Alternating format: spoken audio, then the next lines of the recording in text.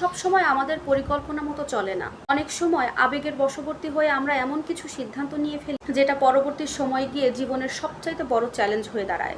আমি একজন হিন্দু মেয়ে, ভালোবেসে মুসলিম পরিবারের একটা ছেলেকে বিয়ে করেছিলাম, ধর্মটাও পরিবর্তন করেছিলাম, সবকিছু ছেড়েছিলাম শুধুমাত্র নতুন একটা স্বপ্নের আশায়। কিন্তু স্বপ্ন আর বাস্তবতার মধ্যে যে এত বড় ফারাক সেটা আমি বুঝতে পারিনি। এভাবেই দেখতে দেখতে একটা সন্তানের মা হলাম। ভাবলাম এবার হয়তো সংসারটা পরিপূর্ণতা ফিরে পাবে, কিন্তু দুর্ভাগ্য, আমার স্বামী আমাকে ঠকিয়ে সে পরকীয়ায় লিপ্ত হয়ে পড়ে এবং আমাকে না জানিয়েই সে আবারও বিয়ে করে।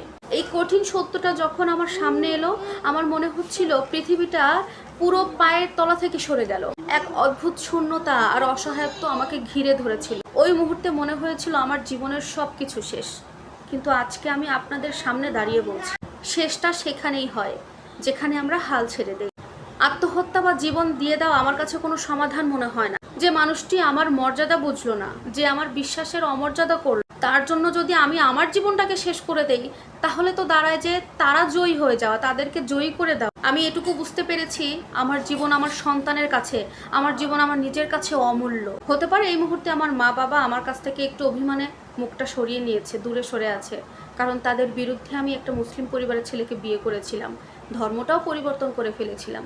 কিন্তু যত যাই হোক, রক্ত তো আর মিথ্যা বলে না। আমি জানি আমি যদি আজকে নিজের পায়ে দাঁড়াতে পারি, নিজেকে যদি সেই জায়গায় নিতে পারি, তাহলে অবশ্যই এই ক্ষতগুলো একদিন সরে যাবে। শুধু আমি একা না, এই সমাজে আমার মতো আরও হাজার হাজার নারী রয়েছে। আমি তাদেরকে উদ্দেশ্য করে বলছি, আজকের দিনে দাঁড়িয়ে আপনারা যারা আমার মতো পরিস্থিতির মধ্যে দিয়ে যাচ্ছে, তাদেরকে বলছি, শুনুন, আপনারা একা নন। দেশে আইন আছে, আমাদের পাশে দাঁড়ানোর মতো অনেক মানুষ আছে। নিজেকে শেষ করবেন না। আমি আমাকে বুঝিয়েছি, আমি আপনাদেরকে বলছি, নিজেকে শেষ করবেন না। একটা জীবনের মূল্য অনেক বেশি। আপনি যদি নিজেকে শেষ করে দেন, ওরা জিতে যাবে। যারা আপনাকে ঠকিয়েছে তাদেরকে জিততে দেবেন না। নিজেকে বাঁচা। আমি বাঁচতে চাই, আমি ভালো করে বাঁচতে চাই, আমি আমার সন্তানের জন্য বাঁচতে চাই, নিজের পায়ে দাঁড়িয়ে বাঁচতে চাই। ভেঙে পড়ার জন্য তো এই পৃথিবীটা নয়, আবার নতুন করে বাঁচার জন্য এই পৃথিবীটা। একটা কথা সবসময় মনে রাখবেন, অন্ধকার শেষ হলে দিনের আলো কিন্তু ঠিকই ফোটে। জীবনে আপনি সব হারিয়ে ফেলেছেন, আমি আজকে নিঃস্ব।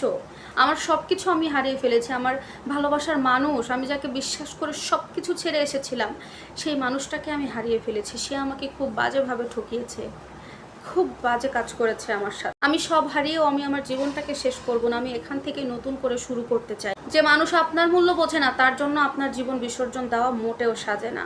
ধর্ম বদলেছিলাম, কিন্তু আমার ভাগ্যটাকে আমি বদলাতে পারিনি। কিন্তু এখন এই পরিস্থিতিতে দাঁড়িয়ে আমি আমার নিজের জীবনটাকে বদলাতে শিখেছি। ভালোবাসার নামে প্রতারণা পেয়েছি, কিন্তু ভেঙে পড়ার বদলে আমি ঘুরে দাঁড়াতে শিখেছি। আমার বিশ্বাস ভেঙেছে, আমার সংসার ভেঙেছে, কিন্তু আজকে আমি আমার নিজের জন্য এবং আমার সন্তানের জন্য লড়াই করে যাচ্ছি। যে সম্পর্ক আমার বিশ্বাসের মর্যাদা রাখে, সেই সম্পর্কের স্মৃতি আঁকড়ে আমি অন্তত আর বাঁচতে চাই না। এই ভিডিও সম্পর্কে আপনাদের যদি কোনো মতামত থাকে, অবশ্যই কমেন্ট বক্সে সুন্দর মতামতগুলো জানাতে পারেন।